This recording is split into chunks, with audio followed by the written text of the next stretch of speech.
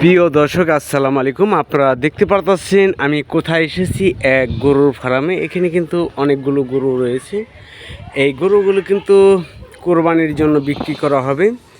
কাকা, এই গরু তো তোমাকেই সব না? তো এই তোমার কয়টা? পাঁচটা না? আরও লোকের আছে? এগুলি সবই বিক্রি করার জন্য না? তো দাম কীরকম যায় গরুর? এটা যাই হোক ৮০,০০০ ও ১,০০,০০০ টাকা। আরো কিরকম কিরকম দামের আছে গরু? তাই ১.৫ লাখ, হাইস্টের ১.৫ লাখ টাকার আছে। আর এই কোনো তো খাওয়ানো হয় নাই গরুরে, শুধু ঘাস না? সব গরুতে কিন্তু দর্শক দেখেন ঘাস খাইতেছে সিরিয়ালভাবে। একটু দেখতেছি অন্ধকার অন্ধকার ভাব। এখানে গরু কিন্তু অনেকই রয়েছে। আর লোকেশনটা আপনাদের বলে দিব অবশ্যই। আচ্ছা, এই দেখেন গরু, এটা হচ্ছে মৈনট ঘাট যাওয়ার আগে পুলিশ ফাঁড়ির পিছনেই। এটা গরুর ব্যারাক বললেই চলে। গরুর ব্যারাক বলে সবাই দেখায় দিবে যে এই মৈনট ঘাট পুলিশ ফাঁড়ি, এখানে আইসা জিজ্ঞাসা করলে হবে যে ফাঁড়ির পিছনে কিন্তু এটা আপনাদের দেখাচ্ছি।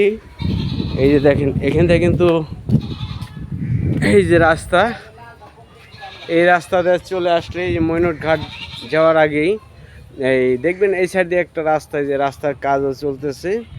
আইসা ঢুকলেই এই ফার্মটা পেয়ে যাবেন। এই ফার্মটা পেয়ে যাবেন। ফার্ম তো সবসময় লোক থাকে নাকি? দিন বের একজন একজন আছে। যাই হোক আপনারা যারা গরু কেনার ইচ্ছুক আসতে পারেন এখানে। দেখেন তাজা ঘাস,